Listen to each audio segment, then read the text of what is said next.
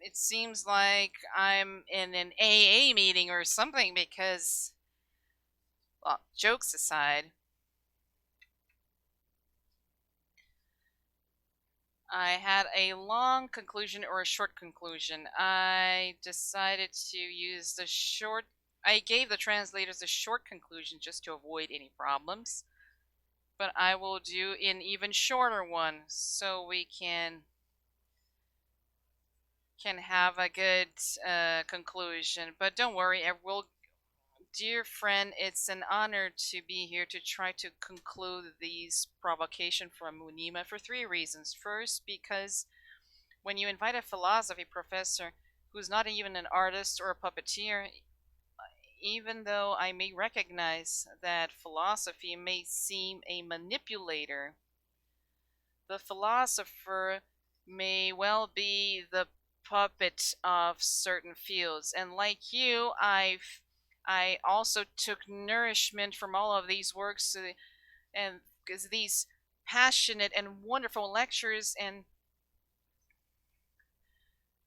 these works and projects have just been wonderful.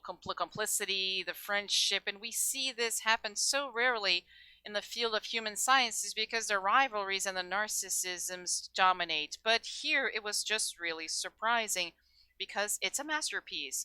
It's like the puppet. It's like the puppet is like a song, and it soothes and pacifies because of its status as being a transitional object. And we know that some puppets are extremely violent, for example, Guignol or Mamulengo, and some songs don't soothe the behavior, on the contrary. So we're a little bit skeptical, but so it's an honor, thank you, and but I'll stop the courteous bit. Well, just remember what was discussed during the week from Turandot or intellectual congresses of Brecht. Chinese philosophers would gather to deliberate if the external world really did exist or not. If it was a hallucination, like Sylvie Bayon would say, and that inundations of the Yangtze River would overflow, the colloquial was devoured, and we're not able to realize if the external world exists or not. But the puppets do exist, although the name may not satisfy everyone. But Marthe Adam insisted, and Fabrizio Montecchi also talked about the shadow theater without really knowing what it was. And the essential is that if we know more or less what we're talking about and we agree on what we talk about, when we talk about a soccer player, international soccer player, or Pelé, we all know who Pelé is, right?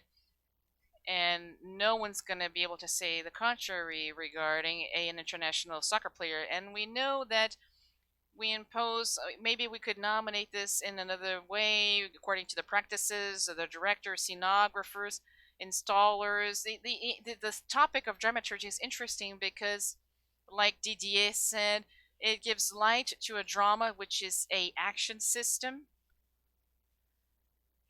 acted by human beings, but it's not a creation because man is not God. He cannot create anything from nothing. He needs materials.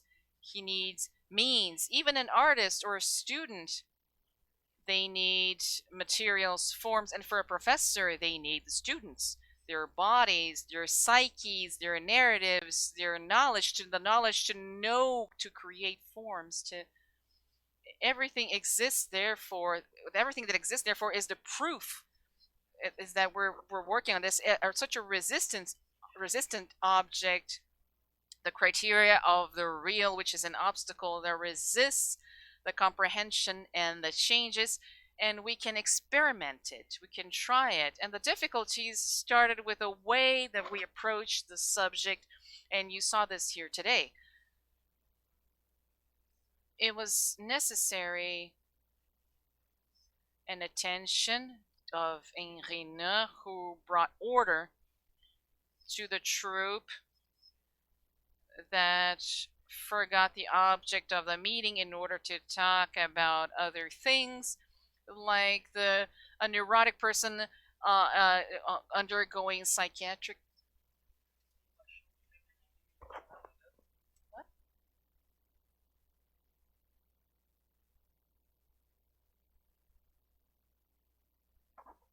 Workshops, the installations ready-made who are static, and the directing is very dynamic.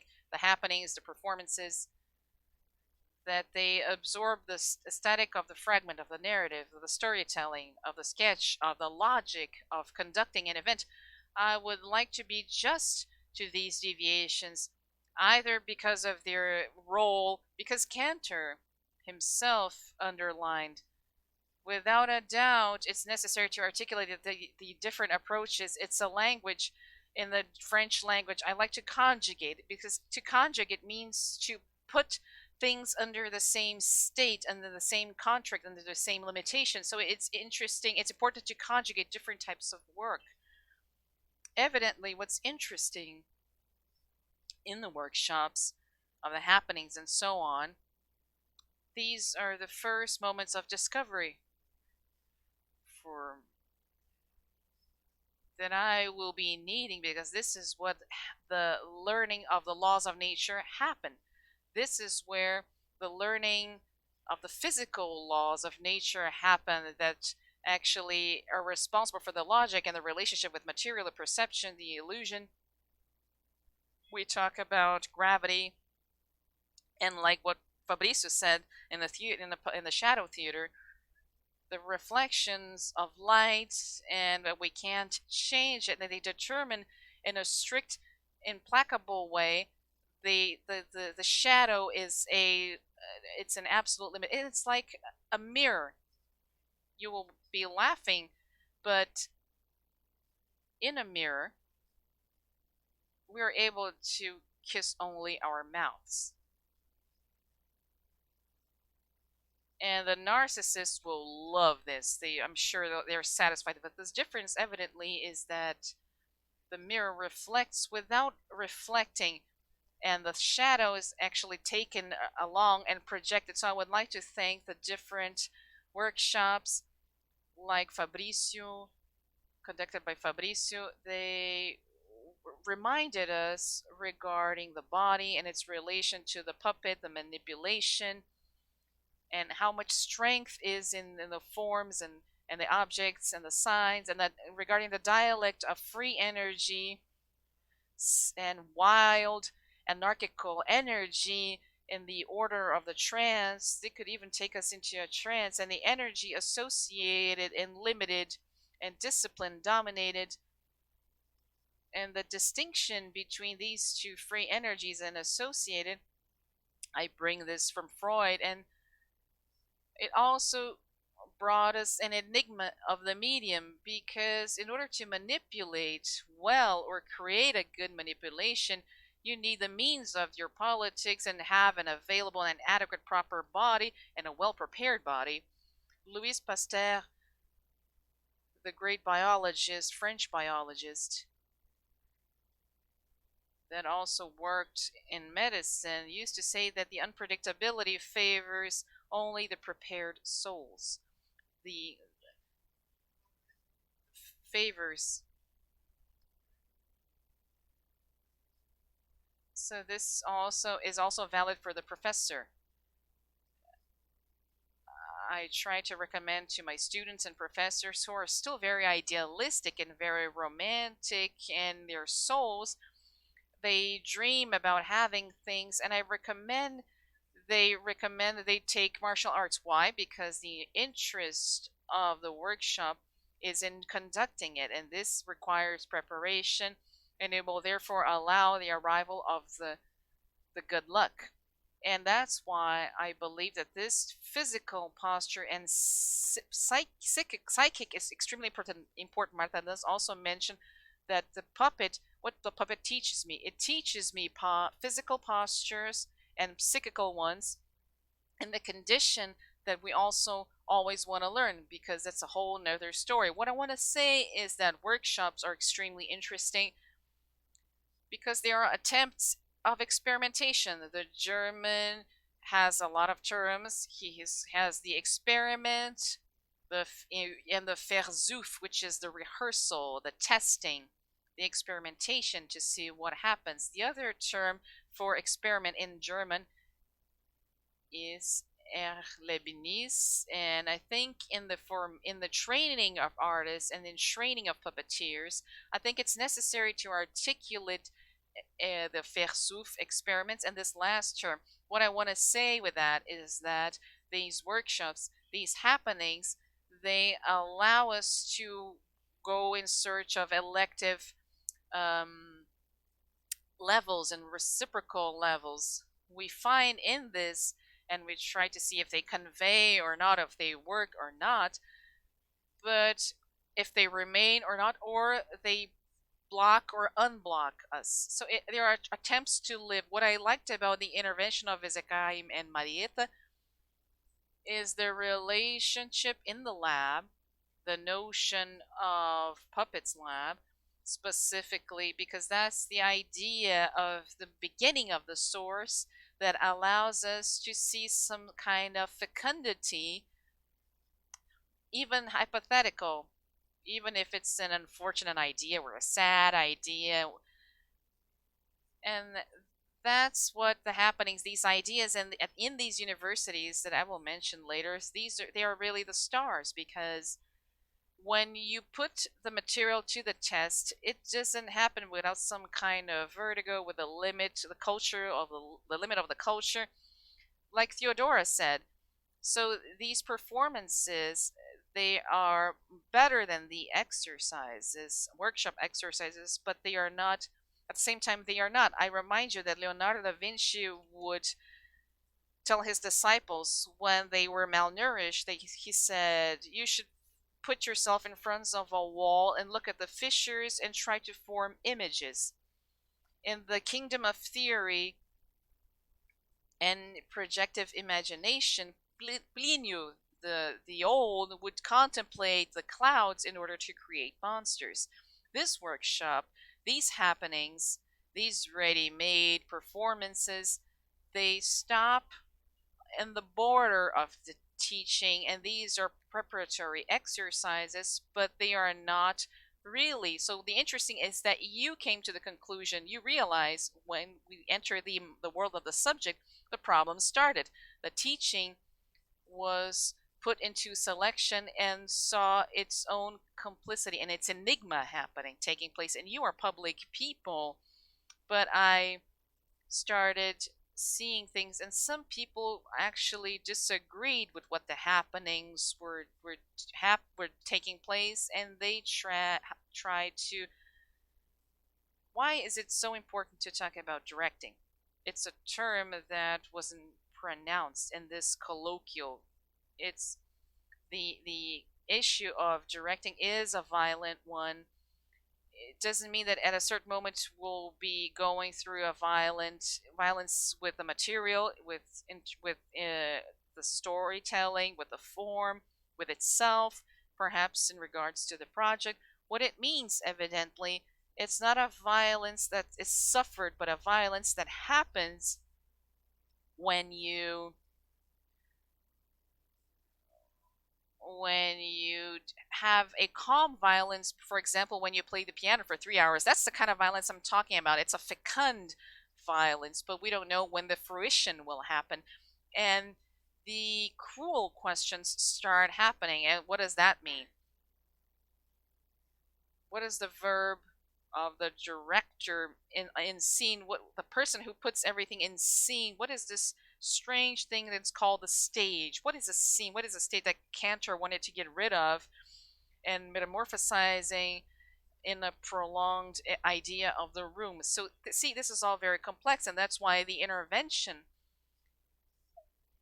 of the flesh is expose Robert Lepage's scheme, structure, which show the dynamics of the eye, of the soul, and of the psychic, and the return to stage and the scene to the eyes. So these are all the sound and abstract elements involved, and so we have more than all of these elements. We have a sextet in terms of in jazz, in terms of jazz, a sextet of perspectives, I would say, a sextet of consciousness, awareness, because effectively when we are in a situation of conceiving a way of teaching, we are prisoners in a way of a circumvolution.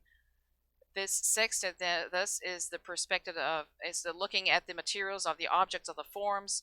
The actor is a manipulator of the director, and I remind you that's there are 3 characters and not only one. And lastly, the perspective of the story and of the public also. And the public took a while to appear in our debates, and once again I think that's logical because these are different issues and complex issues to talk about, and everything takes us into talking about. Marietta, for example, insisted on the multi visions and various visions at the same time, because it's very interesting because the logic of these visions allowed different perspectives. So there's a list, but I will be very brief because we don't have a lot of time. A small list of questions that came to me during this colloquial. First is the issue of anguish when I talk about violence. I don't think we should not want the anguish. This anguish, it's related to your experiments and the life, and he didn't know exactly the idea that he made in terms of puppet theater.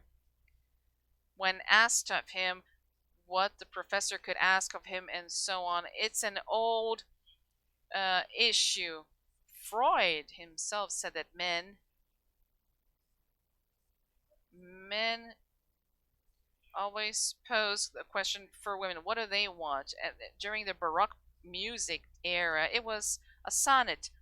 And how do you want a sonnet to be made? And so the director, teacher, if he does indeed exist, he would say, what I can do for this student is to decrease the charge of the body.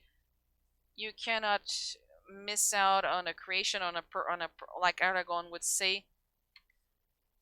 And we cannot ask for him to prove his genius, and also we cannot ask of him anything. I think it's important to understand this. To ask of something is a false problem like love, and when this happens, it's a serious problem. And we say this in French as crap things. And as professors, we need to renounce and not ask things, but we need to ask things nonetheless. That's why I'm skeptical always about the concept of creation and the emphasis we give it. From the beginning, when you think about students, it's necessary to say that they have means at their disposal. For example, we can demand that they have good habits, for example, to teach them to have good habits, to ask them to have better ways of they be satisfactory, to be creative, and to be smart about their materials, and to make various different things. And regarding the topics and variations regarding tradition, this morning we talked about this. We can ask them to conduct a variation of topics, a way that was conducted by Baudelaire, for example. You know that he was a very huge poet, and you need to learn how to write by making copies. And Mozart actually did not deprive himself from hell, not even Goya. So you will see, and it's impressive. The methodological process it's impressive. Nothing's better than this old way. Topic, variance. I think this allows us to de-dramatize the difficulties. Evidently, this presupposes a relation, and I'll be a little strong here. This presupposes a strong relationship of powers, and you need to obey something. Leonardo da Vinci, for example, he had an obstinate, rigorous way. Kandinsky talked about the internal need and this either works or doesn't work, and what is your limit in order to finish your masterpiece, and so on. And of course, from this perspective, in order to know how to direct, this is valid, but this is also valid for the professor, and you need to learn how to obey. I think we should know what the signals of this order are, because you need to know where the authority is. And the issue of the author, the authority is something simple, actually, to distinguish it from the true from the false. To be an author, according to the etymology, the Latin etymology, because authority means autoritas, to be an author is to increase the world, is to think. To be authoritative, autoritas, is to increase the world, the beings, and it could be a good enough criteria in order to teach this well. But I lend this expression of Bruno Bettelin. It is Sylvie Bayon, who has left already, but they insisted upon these demands, these formal demands, in the sense. So necessarily there is the responsibility of the professor involved. And second question is the search and the finding of Marthe Adin. She mentioned Stanislavski, and the idea, the need to have a clear proposal before you start a production. So if you want to produce something, it allows you to, you need to have a concept first, and that depends on the situation. But of course, there is a point, like Debrecht, in relationship with the theory of the theater in the scientific era, and in the concept of induction. The concept of induction, it's a heuristic concept because it allows to start from a specific experiment or a singular one, for example, in your case, and go to a general truth.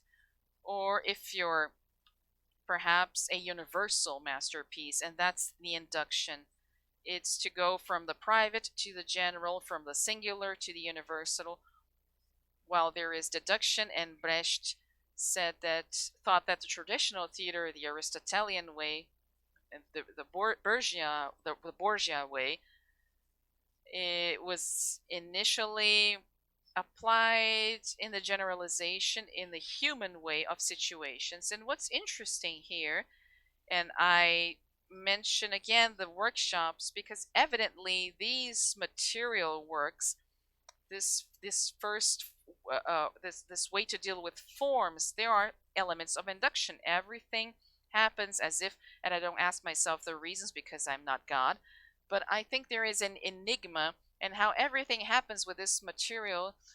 It's as if they were a treasure, an amorphous treasure, and they would later receive forms and potentialities, and the work of the student, of the professor, would consist on trying to extract, and then I'll go back to this notion later on, because I heard this week, they would try to extract this way of thinking. There is a very impressive way in the work of the students who learn based on material, and like the professor, like we saw the intervention in the beginning, what do we learn in order to teach? In order to teach, we need a certain knowledge, but at the same time, based on this knowledge, you need to find out about things that you didn't before, and there is a need to know more things. There are clarifications. For example, when you talk, we make our thoughts go down, but when we think about it, we find out about our own thoughts, and that, I think, is when something interesting happens. And when Sylvie Bayon mentioned in her referral to the book, The Ignorant Master, she said that the issue of Plato and the remnants and the soul therefore makes the treasure available in ways that she contemplated in a previous life, and therefore are images that are very frequent in philosophy.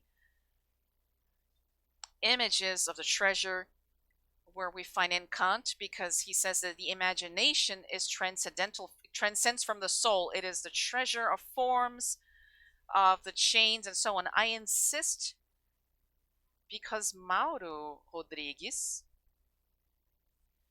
who recently spoke, and then Carmen, they reminded us of the extraordinary importance of the memory, like Racine, and from this live memory, not the memory of death, but the memory of life. And this is a work toward the unknown, which is unpredictable, that is ongoing, but there is an enigma there, and I think that's what links in a very strict way the professor and the student in their search for a treasure of the forms. And that's probably why, in order to be a good enough professor, you need to practice the medias that they talk about. There is something there that's somewhat central in order to share your experiences. And the third question is the significance on the act of teaching. When I talked to the DJ yesterday, I deal with my own subject, the significance, the meaning of the art as in teaching, to offer signs and therefore to extract sign. Marthe said in the beginning of her intervention that being a professor, to be a teacher in a teacher of science, if you look at the signs that we work with, they are not given naturally. What's given naturally are the phenomena. For example, when you leave here, a black cat crosses your path. The black cat is not, it's a phenomenon. But you, if you're superstitious, you'll transform that into a sign. And then there are operations, the ways that you interpret, and elaboration processes of the senses that are risky. What I mean with this is that the sign work presupposes we are forging a way to extract the phenomena from the real. They are sensitive, and it can be the material going through the forms, through the images, through the masks, through the characters. And then there's this whole work of interpretation going on. That's why Omira's interpretation was interesting, because she insisted on the fact that on this essential moment of the extraction. When you see that this perspective is actually very important, because it's the multi-importance of the information, of the work of information, where you work information with the students. When you work, the information comes from the professor. So I'm not talking about other trainings for the professor. I think it's something that needs to happen, but that's why I want to show you this first image. This is Paul Klee's painting, which is called Main Path and Lateral Paths, from 1929. It's interesting because you can make the apology of different ways to reach your method. The method is to put on your back the straight path. And I had this image when I was a student. I had this image in my office, in my wall, in front of my desk, and it was a painting, and it was an image that I would look at every day, every night, and to ask myself, what path am I going to take? And I tell you, I tried everything. First, you have the first path, which is the straight path. Then you have perhaps the path to heaven, perhaps the path to beauty, perhaps the path to perfection. And evidently, if you're lucky enough, you'll go straight to your object. Picasso, however, I never find what I'm looking for, he used to say.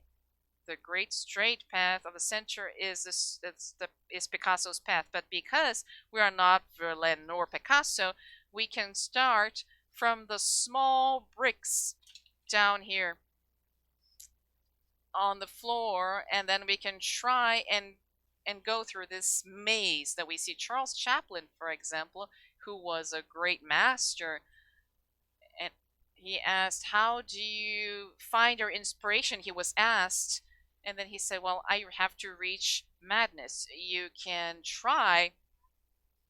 It was his Paul Klee was his favorite painting, and it's not by chance, because he was a methodical professor. He was from the Bauhaus, and I think it's extremely important, because in addition to illustrate the principle of Paul Klee in order to find the trajectory, the path, it also gives the idea regarding what we can say in terms of going your own path, to go your own path. And when I say go your own path, create your own path, doesn't mean that it's the path on, it's not, doesn't mean it's someone else's path, my father's, for example. No, I can create my own path as I gradually advance. I can create my own path as I advance. I can retrace my steps. I can create my own path as I advance. And I think there's something important there to show your students.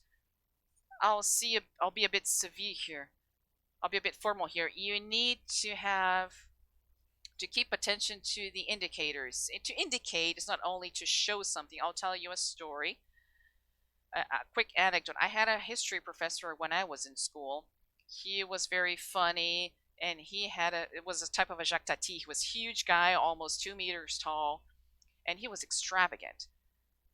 And he was very funny because he used to talk about a map, for example. He would say, this is Siberia, with his index finger. And on the same map, he would say, this is Moscow, with great circular movements. He would do the inverse. I say this because there are gestures. The fact that you indicate, doesn't mean only show. When you indicate something, you point to the universal, to the now. But when you point to the universal truth that's there, it's nothing more than this. It's a gesture that is extremely sober, and it comes from the issue of the truth of the sign. I say this because evidently, because we live in the world of signs, there's the difficulty, and you can see this on the everyday when you work with your materials in the workshops, in your performances, and so on, or in the simple work of the material. You see how difficult it is to go from the sensitive experience of the body, the sensation, the perception, the impression, to the language world that could be initially regarding images, meanings, significances, the world of symbols. Proust said that we are in a world, but we think from one world to another, and between these two worlds we can establish an agreement, but we are not able to fill this gap in the middle. Our difficulty is in establishing an agreement. Between these two separate worlds. Why?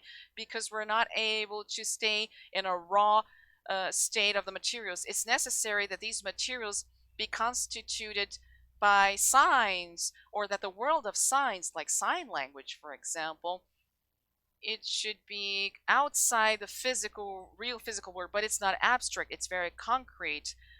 It's a sensitive, concrete aspect. You can say that it's a concrete material, for example, when you talk about the voice or the materiality of the word. But you can also say that it's a concrete world, an immaterial world, the senses. This has no material.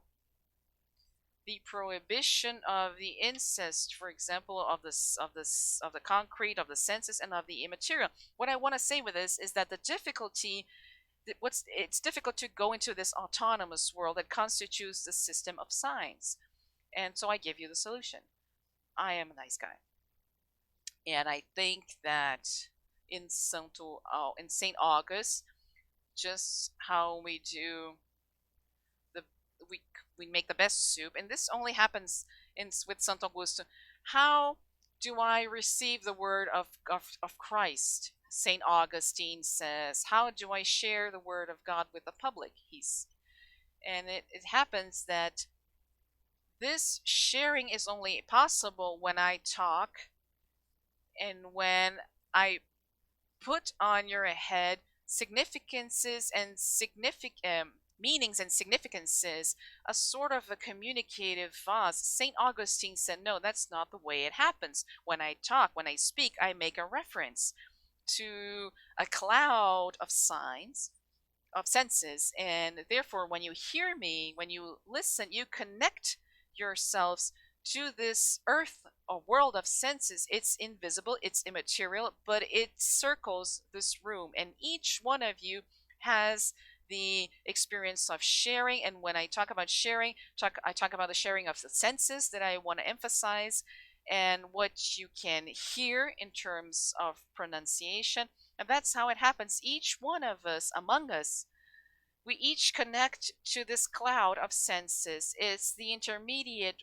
means that constitutes, and I think the spirituality of Kandinsky, it constitutes a sort of a community of senses, and that's why we're able to understand and share the world of signs. What I mean here is that when we teach, and therefore I pose my question, the things that are taught, like we say in these times and era, this cloud of senses in various ways. I think that we cannot teach in a art school or puppetry school, etc. We can only teach the technique, but I don't think that's pejorative. We can teach the technical part, yes, and the rest I don't think that's dependent on us. But this technique part is in itself is complex. It's codified, it's academic, it's classic. We shouldn't dismiss it. I think it's the Paul Klee used to say that there was a grandmother, an alphabet, a vocabulary of drawings that he would call small animals, and it was necessary to learn this grammar of the small animals.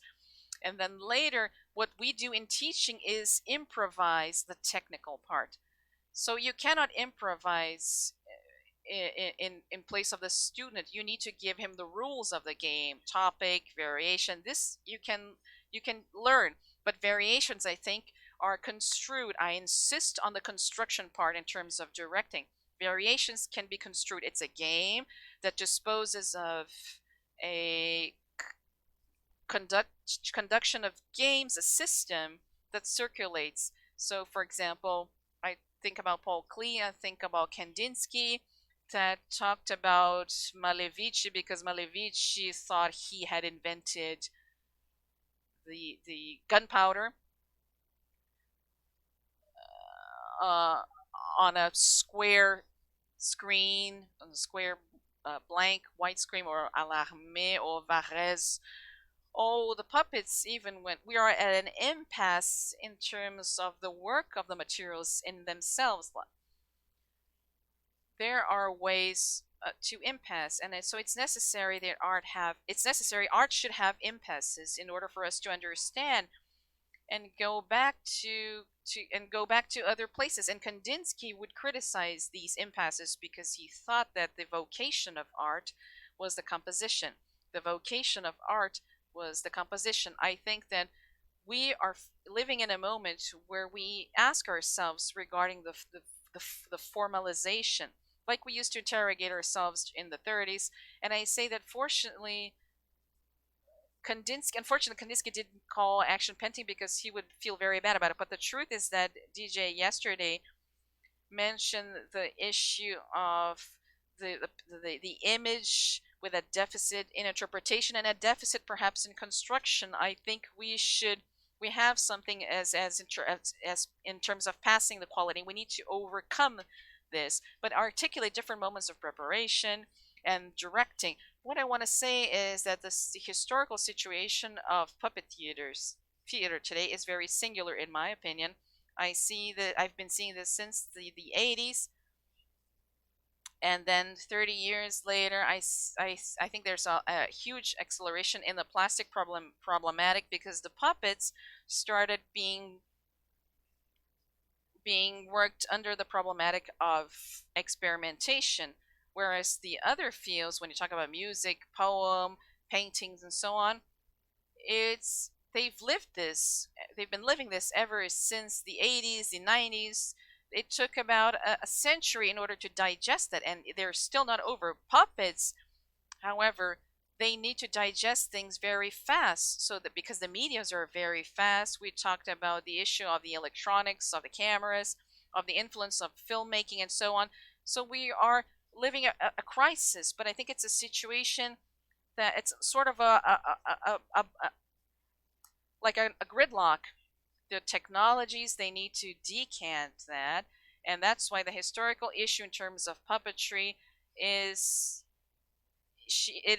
there is the nostalgia of tradition that we mentioned about, with the issue of the topic and the variation, with the master of puppets and the memory as well. Nostalgia and tradition is tradition, but the academic dogma as well, so the university.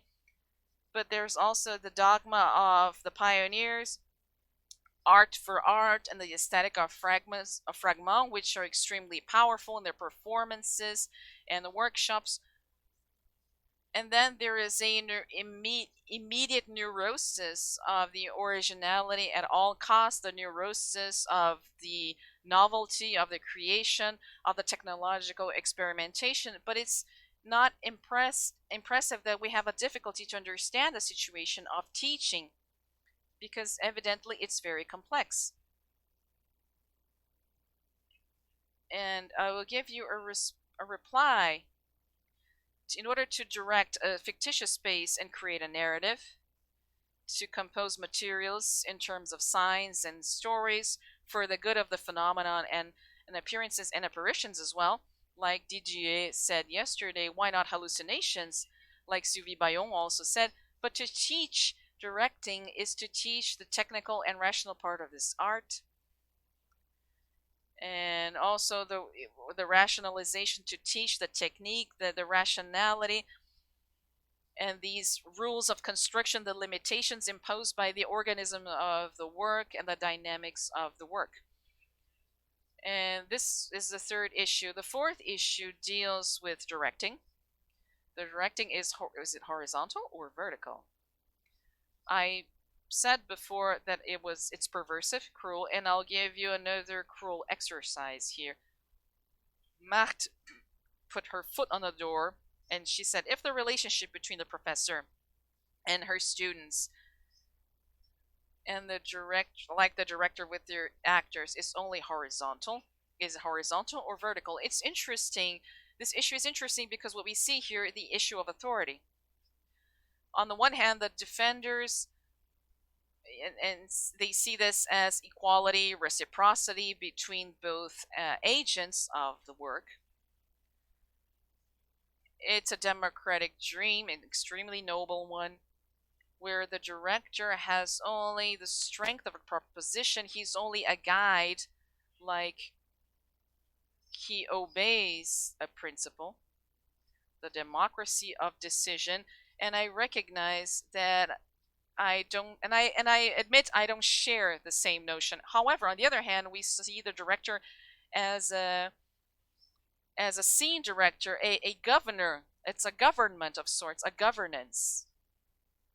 And I remember the cybernetic side of all of this, and it was sort of democratic, despotic. And here, democracy is not a principle, it's not an ideal, it's just a moment in the process. I remember that Cantor, he was a despot, a clarified despot. Brecht was sometimes a tyrant, sometimes a democrat. For example, in Pièce d'apprentissage, and in the production from 1930s, he would leave space for the actors, the interveners, the designers, and all of the rest. It's interesting because it was a heuristic work where you could adopt sometimes speed and rhythms, extremely different rhythms, sometimes moments of democracy, sometimes moments of despotism or tyranny. And what's interesting, though, that it could also be flexible and to avoid being dogmatic or psycho-rigid. But I need to be cautious, and all professor here, because we are inhabited by a phantom, the phantom of dominance. I remember that the Bolsheviks used to say that the actor was an engineer of the arts, and Marthe, who is not a Bolshevik, she says that he is a doctor in feelings and situations and actions, citing the director Robert Lepage. So choose your field, comrades, because I believe it's necessary to pay attention to the masters, and because there is a choice to be made. the choice of your arms. And the second image I would like to show you is a drawing from Klee, who I think it's extremely ironic that it's called the guidable grandfather from 1930. Evidently, the child is Jesus as a child crossing Jordan with John the Baptist. And the structure of the puppets here, there is a great structure of puppets here because there is a movement of the lines that take it into space, and the movement of the space create volume. Therefore, everything meets up in this drawing. And it's interesting because the professor, the professor who teaches directing, he deals with them.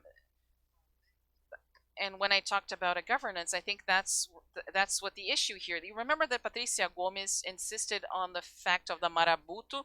There are good marabutos and there are bad marabutos. Well, if you translated this into masters, you could say that you could distinguish. And the Greeks also made this the master, or dominus, or the despots. And the master dominus, or despots, were the masters who would squash the slaves, who would humiliate the slaves, who would oppress and kill. And like Berlioz would say, time is the great master, which is unfortunate because it kills its children. And it's a great interesting, and there's the great magistrate, the master who learns, who teaches, who extracts the signs, who shows, that listens, that stimulates, that takes the role of coach. And it's interesting because he has an authority that is increases, but the problem is that what's necessary for each moment. You know very well, your families and schools, we live. You know that I have to be a despot, sometimes a tyrant, and sometimes I need to be simply a master. And like we used, like it's in the Old Testament, to be there is time to be a democrat, and there's a time to be a despot. And I believe that here it's something that we should really listen to, especially regarding the situation of the student or the creator in regards to what he or her is creating, to understand that there is a responsibility. Well, it appeared to me very fast that, especially to the intervention of Irina, because it was something that evidently happens in the relationship between the public. There is one responsible for the students as artists, and as artists we're responsible for a public. And like I said before, we need to find our own trajectory. John indicated this problem. We need to create our public and to keep the public and to take care and instruct the public. And John also remembered that this is not something easily done.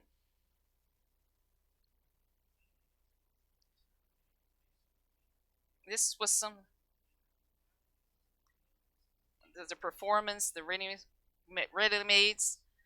And Carmen Stanciu reminded the risk of performances with the authors and with a public that's outside the exterior. And there's this risk of formality, the responsibility that compels us to divide, and it's to understand where we are in the moment. We need to understand, first of all, what is responsibility, but in order to know that, we need to go through the conviction, because there is a conflict between ethics and the responsibility. The conviction is not only a certainty, a passion. You know all about the familiar families where people fight because of their convictions and so on. There is something in the conviction that comes from the conviction, the passion of his pathological, maybe that's the case of the fanatic. The fanatic is someone that is totally convinced that you won't change your opinion. What's interesting here is the conviction, the system of passion that nurtures the certainty, and what I call certainty, the conviction of impulse from behind. We go against the wall, and when I remember what Nietzsche said, it's not the doubt but the certainty that makes us mad. And I remember that Stalin and Hitler, they were men of conviction.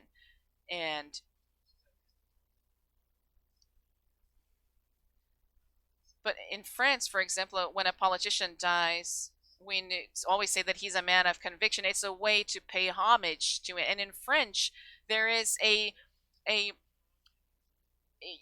when you say that someone has conviction, and it means that literally means that he was conquered by his beliefs, but he needs to question himself. That directing is a questioning on itself, and the responsibility at the same time is it's the small, modest voice of reason guided by the consequences of tomorrow, consequences of the actions of tomorrow. And I will give my definition of responsibility. To be responsible means always keep yourself prepared to answer a question, even though it may not have been made yet, but that certainly will be asked one day. Think about domestic accidents or the abandonment of children or car accidents. One day we're going to be questioned about. The responsibility presupposes the art of anticipation because it reflects upon the objectives and the means and the goals, and a little bit about the means and the collateral damages.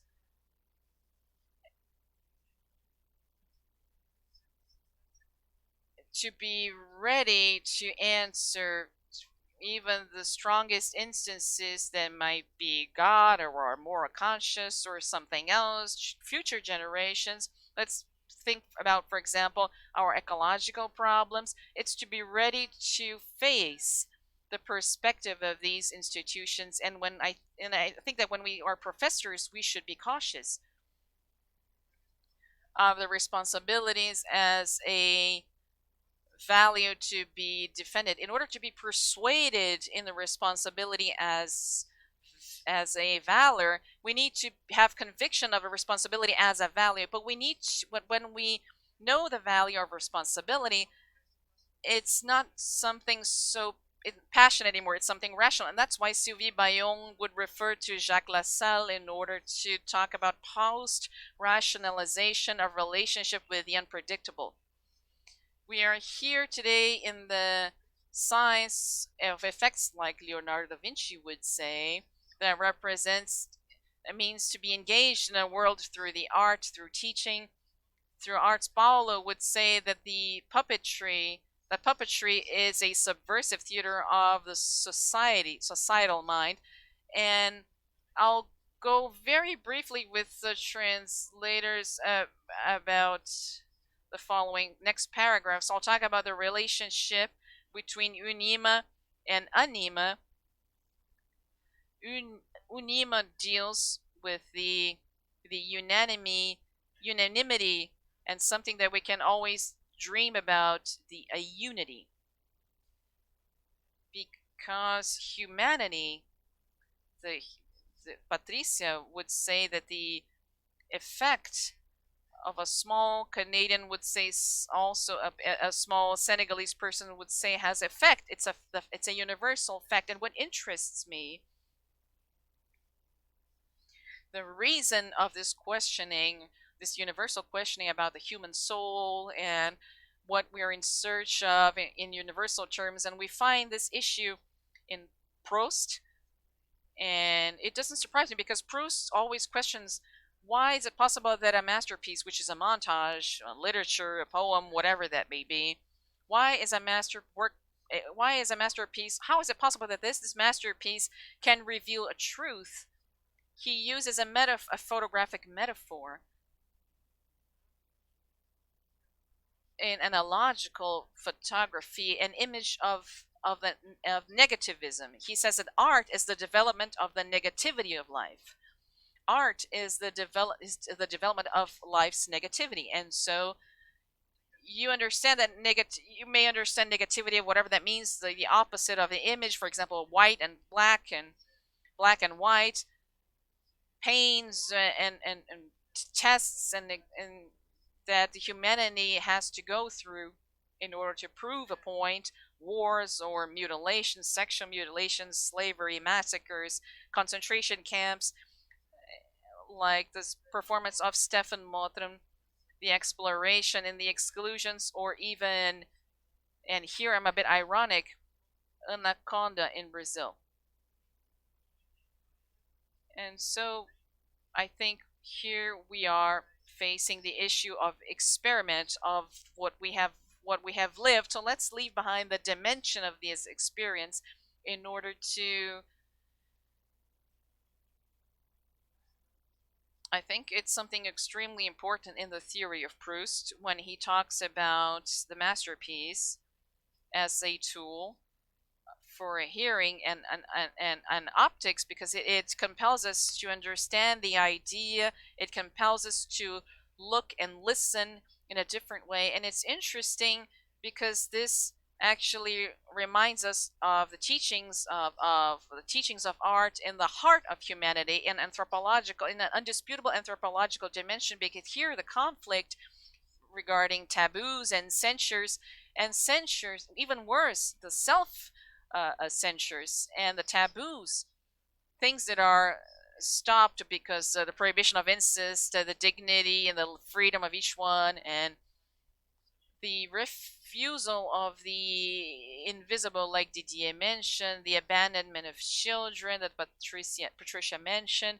We are living here in Brazil, so you know that Brazil was founded by positive communities, and the motto of the country, order and progress, is what you can find today on Augusto Comte, the positivist, French positivist. He said that the successive part of the totality of successive beings, and what interests us here is the word successive, because our problem is the transmission. And so I'll let you interpret freely however you want, but it refers to the beings. It seems to me that he's burned to the successive beings. And last but not least, before I conclude, is the status of the puppet theater based on the director's perspective. And I'll be very brief here.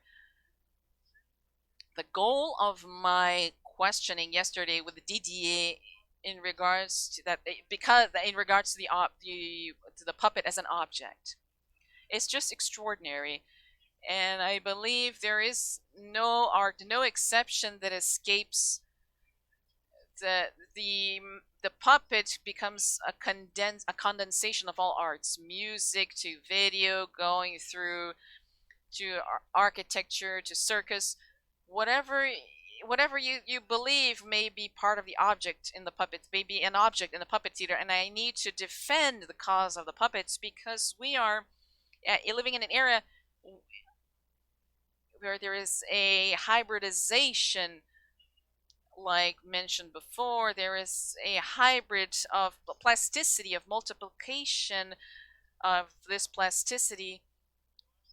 And I think this is something extremely notable. The fact that the object, the puppet, will offer us new experiences. And I thank Didier for yesterday, because he actually situated us, well, not necessarily the progress, but he dislocated the passage from appearance, from apparition. Ana Varado also mentioned theater, augmented theater in a post-dramaticity, all the revolutions regarding the statute of the object, and Sylvie Bayon also talked about puppets, virtual puppets, what she calls augmented puppets. This is something extremely notable to our experience, and I don't want to disappoint you, but this doesn't come from yesterday, but from the day before yesterday. The third image, therefore, is you note in particular that this is typically this is a typical contemporary art in fixating points of reference in order to create virtual images. We are living in this is from the we're talking about the 16th century, where the Americans, when they came back from Dresden,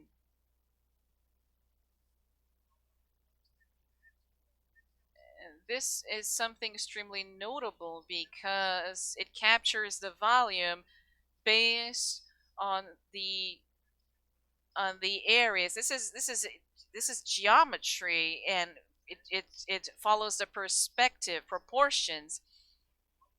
And here it's something extremely interesting, because artificial fabrication of the manipulator, even virtual, it's something extremely interesting. The sensation of being in the uniform moment, where we go through science and use various dimensions of science. You saw this week, we are still fascinated by the different kinds of medias that exist, and I'll mention Luam, who didn't like the machine. It doesn't mean that you have a machine that extremely that performs. You can reach a viable form, but this fascinates Laurent when we said that you need to be cautious with school. The school, I say, is an object of resistance against medias. It's against the fascination. So school must teach what the medias are, so we can dominate them. And then to conclude, I still will jump over a few things because of time constraint.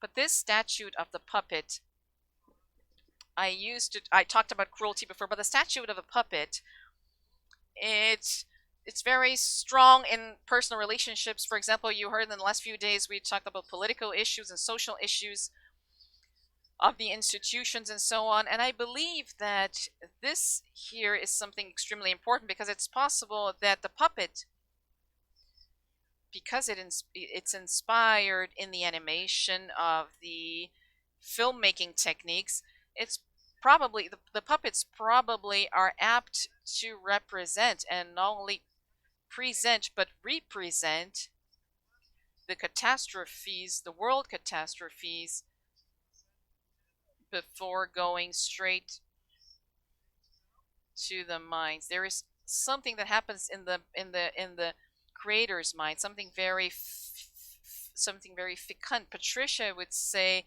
that regarding the censure problem, what comes from the mouth of the puppet doesn't come from mine. And here, effectively, there is a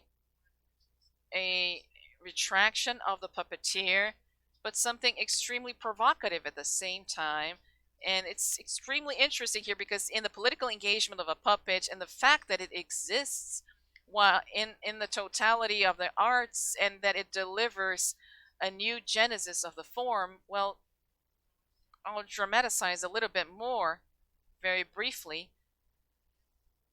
because poets in these anxious times, warum?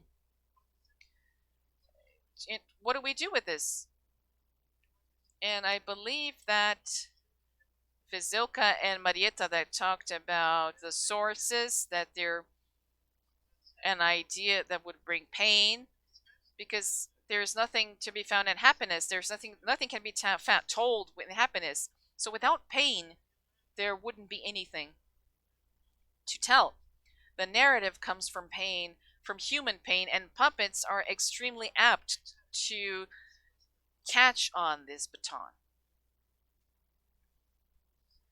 We used to say that a puppet can have its head taken off, or Charleville. In Charleville, we saw a performance of the directing of philosophy of Boudoir, and it shocked no one. The philosophy, Marquis de Sade, it didn't shock anyone. But I wanted to show you the next image in order to illustrate. It's an excerpt of Caprice from Goya that says the great extravagances, and it's it represents virtuosity of the puppet, a sort of a guy. It's just someone who had his head removed, and it's a servant, and he's given something to drink by a servant, and he can therefore eat at the same time. But I say this because I believe that there is a great problematic here in terms of work.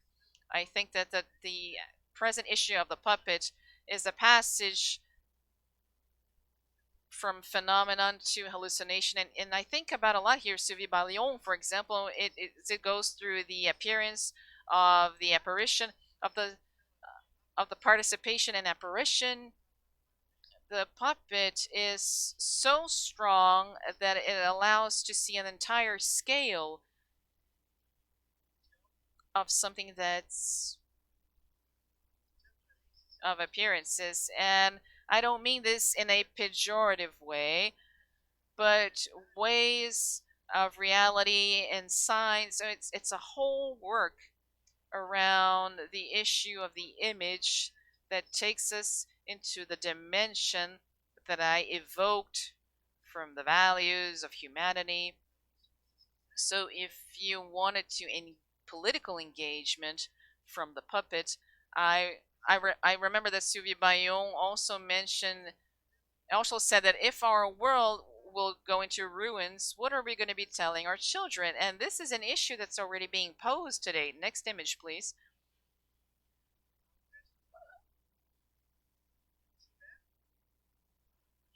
This is an image of the apocalypse. The four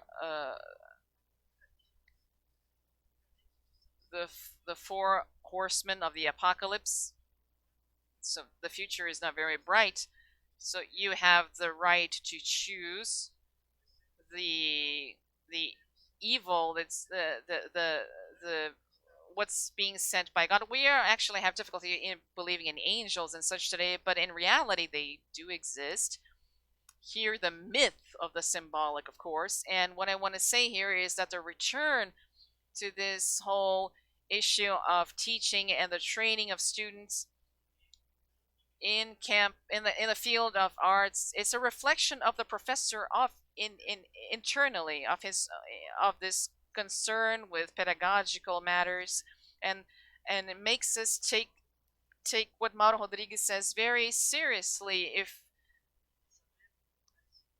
to know the choices of a teaching methodology for directing, first of all, is an aesthetic choice. I believe you need to think about what Wittgenstein said about aesthetic. Aesthetic is always a result of an ethic choice. And here, to conclude, forgive me but I will conclude in a very beautiful way. I couldn't do it differently. You will I'm actually very emotional right now, so I would like to say, you know that, as you know, ideas are rare, especially those that are beautiful. I think on Thursday afternoon, we had a great idea, Diana Ivanova, that said that a puppet is always on the limit, on the border of a space that is extremely projected by a space, but an empty space, like a shadow. Projected like a shadow, and the puppet is on the border, in these two borders, and in a path that it's traced on its own. And so I make a reference to one of the angels of Paul Klee that he used to draw in a series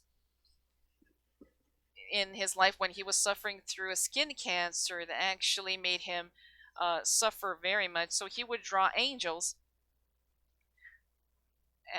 to have guardian angels. And here is my montage. It doesn't look very good, I know, but these are two from one of these 20 angels that were drawn by Paul Klee in 1939. And then he dies in 1940. And here the angel is also vigilant in 1939.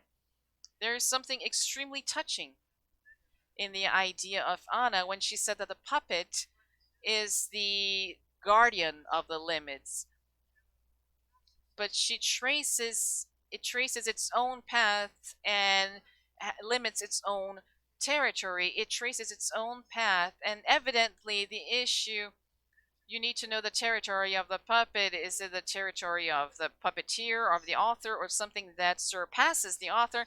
But it needs to be something, the territory of the director, for example, the directing. The idea that Anna poses, that a pure theoretical person could not give this idea of the puppet as a practical one, because what's actually important here is not so much the apparition game or the disappearance of the objects, the puppet or the statue of the object of character, phantoms or whatever, the genesis, but here we come back to the genesis of the space, of the direction, and the potential for of the object of the puppet, which was said in a clear way, which is the way between life and death. The experience here they're extremely important. The known, the unknown, and coming back to the known. All of these passages that are always in the limit. And in Fabrizio's workshop, there was something analogous to this, the movement that dislocates the lines, but that shadows would always resist due to the fact that they could always be captured. So we are always in the middle of an instability from variations. And I say that it's a great idea because I think this idea comes from a sort of a magic or religious, as religion has a relationship with the mysterious, the potential, the strength, the power, and it puts us in the front of ourselves. We are the vanguards. Just to remember that the Egyptians were in Babylon. The function of the great puppets, and Plato didn't get it wrong, and Levi-Strauss calls it the wild thinking and the way that we conserve even in our own modern situation. I think this is making Anna smile because it's something not necessarily feminist, but it's something very feminine, where the animus imposes its impulse, its will, its strength. And let's think about Donald Trump, for example, the animal, the feminine animal. It's not a very good term, but he gets accommodated in the empty in order to create. And this is the idea of creation. It's an idea that it's, I think, extremely Asian, Chinese, and Japanese as well. And like Leibniz, I think he was influenced by the thought of the Jesuits in China. The important thing about a tree, for example, are not the branches or the flowers, but everything that there is between the branches and the flowers. I thank you from the bottom of my heart, and I congratulate every one of you. Thank you.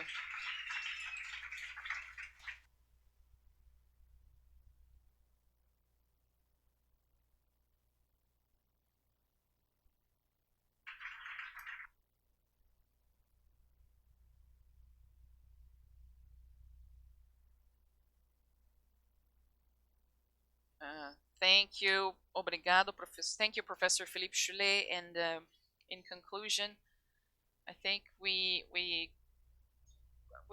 our closing was actually just perfect. I just apologize because we have very little time, and so I would like to make some. I would like to say some thank yous. I would like to thank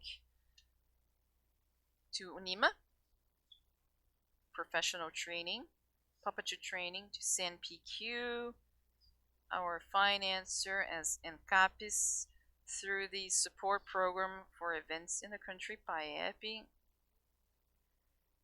I would like to thank immensely to UDESC and all the sectors of UDESC who contributed and collaborated to this event, which were numerous. The lab, the design lab, and the nucleus of communication, all the administrative fields and servers, technicians who helped us and collaborated, students, professors who collaborated immensely to make this happen, to the professors who were part of the scientific committee, to the students who exhibited their projects through the banners, the artists who exhibited their works, professors who also exhibited their works, to all the participants, really. It's always, we are always a little bit fearful when starting the thank yous because we're always in a rush and I don't want to forget anyone. So I thank the Department of Music, Computer Science, the online transmission team. All of our conferences and lectures were transmitted online on YouTube. We had all the conferences were transmitted online, and they are still ongoing on the link www.coronado.cc/provocation. There is the YouTube channel. You can go straight to the provocation link. So all the lectures are registered there. These conferences will certainly be published in Moin. Perhaps two of them, like I mentioned, our goal is to transcribe these debates. I also thank all the supporters, SESC, Aviama, the Academy, Central Academy of Drama, Beijing, University of Quebec in Montreal, and also especially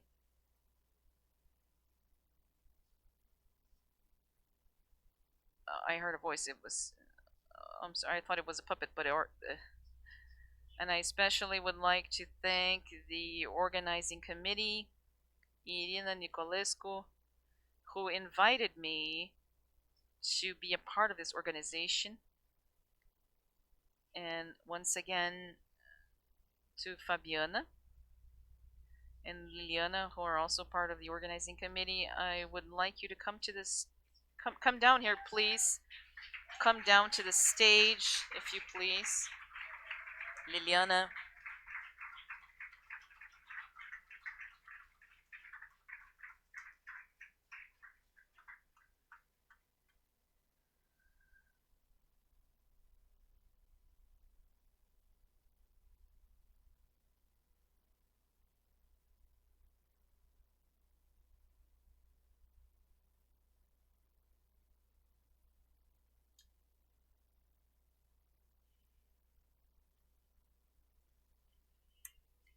I would like to thank. I associate myself to Paulo's thank yous, but I would personally like to thank the students who have guided us ever since we came here, who guided us, our interpreters who were true heroes. Let's give them a round of applause for their work, for their exceptional work.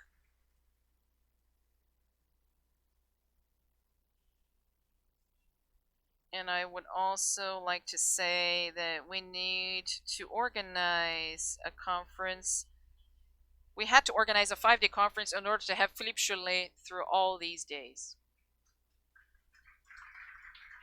Thank you so much.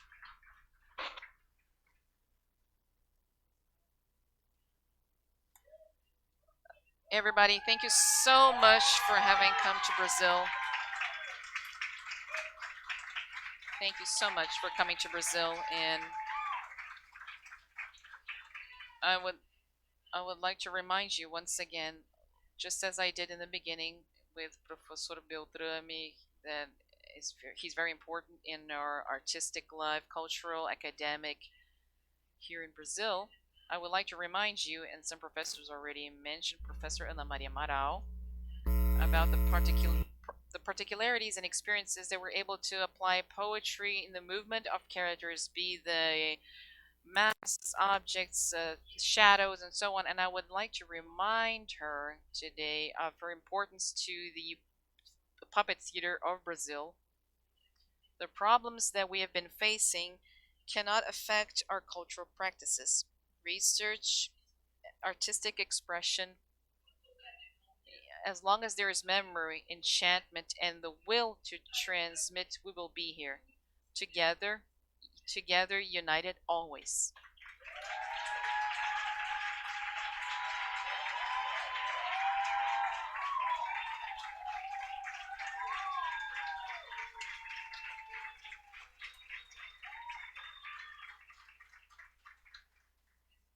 Specifically, I would like to thank, in addition to all of the participants, I would like to thank to the production team as well of our students here at UDESC. Thank you so much. You were all wonderful. And most of you are actually working for the first time in production and are together with us side by side, have been always been together with us. Paulo, also, thank you for the opportunity.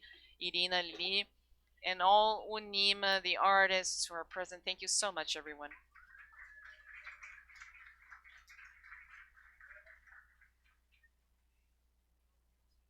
Right, so we still have a coffee break, and then we can continue our conversations over coffee